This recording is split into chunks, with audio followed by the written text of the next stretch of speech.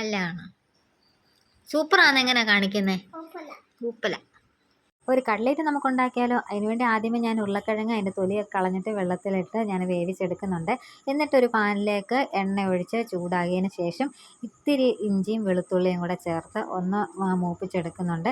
എന്നിട്ട് അതിലേക്ക് കുറച്ച് സവാള അരിഞ്ഞതും പച്ചമുളകും കൂടെ ഞാൻ ചേർത്ത് കൊടുക്കുന്നുണ്ട്.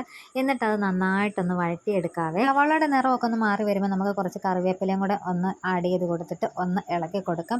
ഈ സമയത്ത് നമ്മുടെ ഉരുളക്കിഴങ്ങ് നന്നായിട്ട് വെന്തിട്ടുണ്ടായിരുന്നു. അതിലെ വെള്ളമെല്ലാം വാർന്ന് കളഞ്ഞിട്ട് ഇതേപോലെ ഒന്ന് ഉടച്ച് നമ്മൾ എടുക്കുന്നുണ്ട്.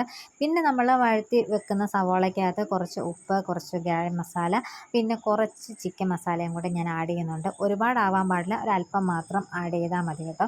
അല്ലെങ്കിൽ അതിൻ്റെ ഒരു വല്ലാത്തൊരു കമർപ്പ് നമുക്ക് ഫീൽ ചെയ്യും.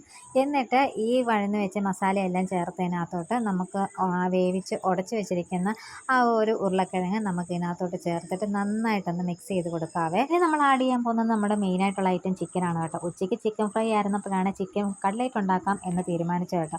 അപ്പോൾ നമ്മുടെ ഉരുളക്കിഴങ്ങിൻ്റെ മസാലയ്ക്കകത്തോട്ട് ഇതേപോലെ ചിക്കൻ പൊടിച്ചതും കൂടെ ചേർത്ത് കൊടുത്ത് നന്നായിട്ടൊന്ന് ഇളക്കി കൊടുക്കാം. ഇനി നമുക്ക് വേണ്ടിയത് ഇതേപോലെ ബ്രെഡ് പൊടിയാണ്. അതിന് ബ്രെഡ് ചെറുതായിട്ടൊന്ന് കട്ട് ചെയ്തിട്ട് ഇതേപോലെ മിക്സിയുടെ ജാറിലൊന്ന് പൊടിച്ചെടുക്കുക. പിന്നെ 2 മുട്ട എടുത്തിട്ടുണ്ട്. നന്നായിട്ടൊന്ന് അടിച്ചെടുത്തിട്ട് ഒരു കട്ട്ലേറ്റിൻ്റെ ഷേപ്പിലോട്ട് ആക്കിയിട്ട് മുട്ടയ്ക്കകത്ത് മുക്കി ഇതുപോലെ ബ്രെഡ് പൊടിക്കകത്തോട്ട് മുക്കിയിട്ട് ഇനി നമുക്ക് നേരെ എണ്ണയിലേക്ക് പൊരിച്ചെടുക്കാവേ. കട്ട്ലേറ്റ് ഉണ്ടാക്കാനുള്ള സമയത്ത് ചേട്ടൻ്റെ മോൻ അടുക്കുകയുണ്ടായിരുന്നു. എന്താ കുഞ്ഞമ്മേ ഫോണൊക്കെ ആയിട്ട് നിൽക്കുന്ന, ഇന്ന് റീൽ ഇടാനുള്ളതാണോ അതോ ഷോർട്ട് വീഡിയോ ആണോ എന്നൊക്കെ ചോദിച്ചുകൊണ്ട് നിൽപ്പുണ്ടായിരുന്നു.